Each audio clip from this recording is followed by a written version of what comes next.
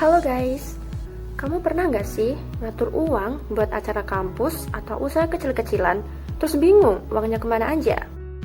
Bersama aku, Adinda, kali ini kita bakal belajar sistem sederhana biar uang nggak hilang gitu aja. Namanya akuntansi pertanggungjawaban. Sistem ini yang bikin kamu nggak boncos ngatur duit, baik di kampus, bisnis, dan juga arisan.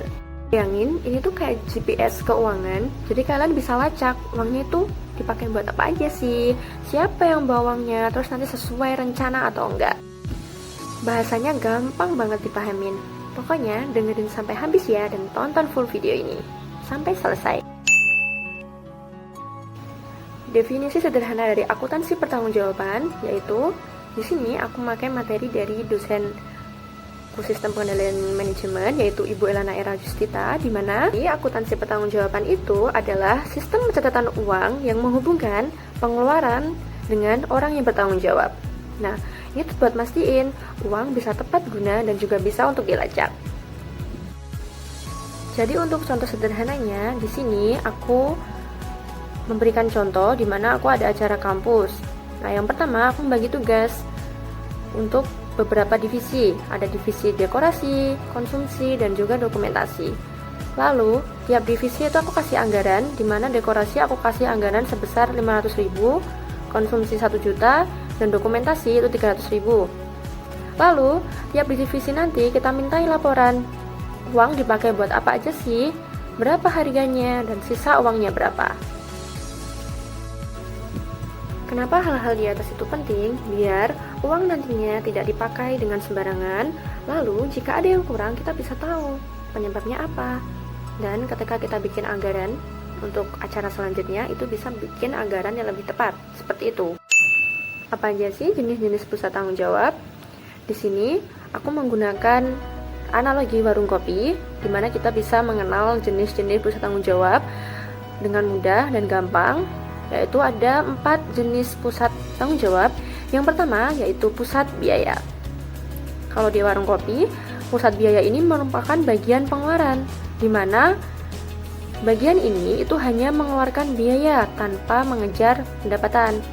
Yaitu dia adalah tim kebersihan di warung kopi, di mana kerjanya itu hanya membeli sapu, membeli pel, dan juga sabun untuk membersihkan warung kopi. Tapi mereka tidak menyumbang pendapatan ke warung kopi tersebut. Ukuran suksesnya dari bagian ini yaitu biaya bersih-bersih itu nggak boleh melebihi budget. Yang kedua, ada pusat pendapatan, di mana pada bagian ini, pusat pendapatan ini, mereka merupakan divisi yang fokus pada pendapatan tanpa mengontrol biaya. Yaitu adalah pelayan warung kopi, di mana mereka itu kerjanya yang menjual kopi sebanyak-banyaknya, dan ukuran suksesnya adalah mereka mendapat banyak pelanggan yang beli. Yang ketiga yaitu ada pusat laba.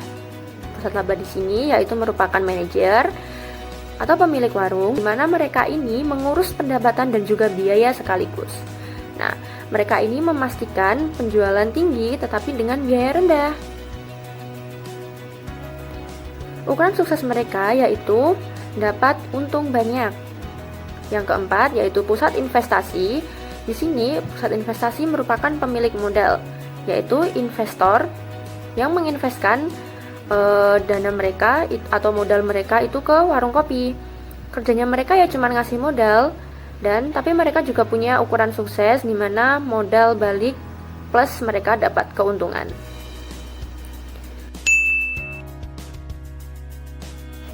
Ada beberapa masalah yang sering terjadi di akuntansi pertanggungjawaban.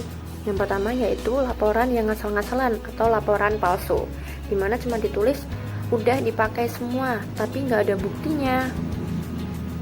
Yaitu markup harga atau melaporkan harga lebih tinggi dari harga yang sebenarnya. Sisa uangnya ya dipakai sendiri.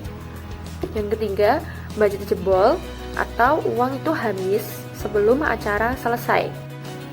Namun, jangan khawatir, dibalik dari masalah-masalah yang sering terjadi itu ada beberapa solusi, yaitu yang pertama, transparan. Semua orang di perusahaan itu atau tim, atau dimanapun organisasi itu boleh melihat laporan.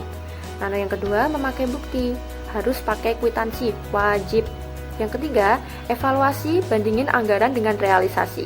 Tipsnya, kalau di kampus, fotoin semua bukti transaksi baik stroke, kwitansi, atau e-receipt itu dikirim atau disimpan ke Google Drive, dimana gampang buat ngeceknya. Tiap orang di acara tersebut atau di kepanitiaan itu bisa ngecek dan bisa mastiin kira-kira ada yang kurang atau ada yang nggak pakai bukti, seperti itu.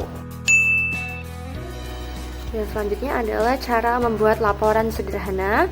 Di sini aku pakai minimal 3, dimana laporan yang baik itu ada 3 hal. Yang pertama relevan, dimana hanya mencatat yang terkait dengan tanggung jawab. Contohnya untuk yang tim dekorasi itu harus mencatat ya bagian dia dekorasi aja, nggak boleh yang dekorasi tapi dia mencatat pengeluaran dari bagian konsumsi. Yang kedua, tepat waktu, dimana harus lapor tiap minggu atau per bulan. Yang ketiga, ada bukti berupa stroke, kwitansi, atau invoice. Di sini aku ada laporan sederhana, di mana merupakan laporan pengeluaran dari bagian dekorasi. Nah, formatnya adalah di sini tanggalnya ini diisi dengan tanggal pembelian bahan atau pengeluaran, lalu ada nama pengeluarannya, misal beli spanduk, sewa tenda, lalu budget. Sini anggaran yang dapat yaitu 200.000, itu anggaran beli spanduk, dan juga anggaran dari sewa tenda 300.000. Lalu pengeluaran, jadi realisasinya pengeluaran untuk beli spanduk itu sebesar 150, sehingga sisa 50.000. Untuk sewa tenda, pengeluaran realisasinya yaitu 300.000, sehingga sisa 0 rupiah. Lalu di sini PIC atau penanggung jawab, misalkan saja untuk beli spanduk ini penanggung jawabnya Dinda, dan penanggung jawab dari sewa tenda ini Surya. Dimana dari setiap pengeluar ini mereka menampilkan bukti transaksi yaitu berupa foto stroke atau kwitansi. Nah, untuk keterangan ini kita bisa tulis jika ada kekurangan atau kebanyakan. Contoh, beli spanduk hemat 50.000. Beli spanduk di sini hemat 50.000 karena dia dapat diskon. Bukti ada di stroke nomor 12 di Google Drive. Itulah gunanya jika menggunakan Google Drive untuk menyimpan bukti transaksi, sehingga kita bisa melakukan pengecekan jika ada kelebihan atau kekurangan. Dan ada beberapa kesalahan umum yang biasa terjadi ketika membuat laporan, yaitu ketika laporan tidak memiliki bukti atau tanpa bukti, dan juga pencatatan laporan itu telat. Nah, untuk menghindari hal-hal tersebut, kita bisa melakukan evaluasi mingguan, di mana kita bisa mengumpulkan semua tim untuk membahas apa aja sih yang udah dibeli, apakah sesuai dengan budget dan perlu penyesuaian atau tidak. Nah, itu dia tadi penjelasan gampang dari akuntansi pertanggungjawaban.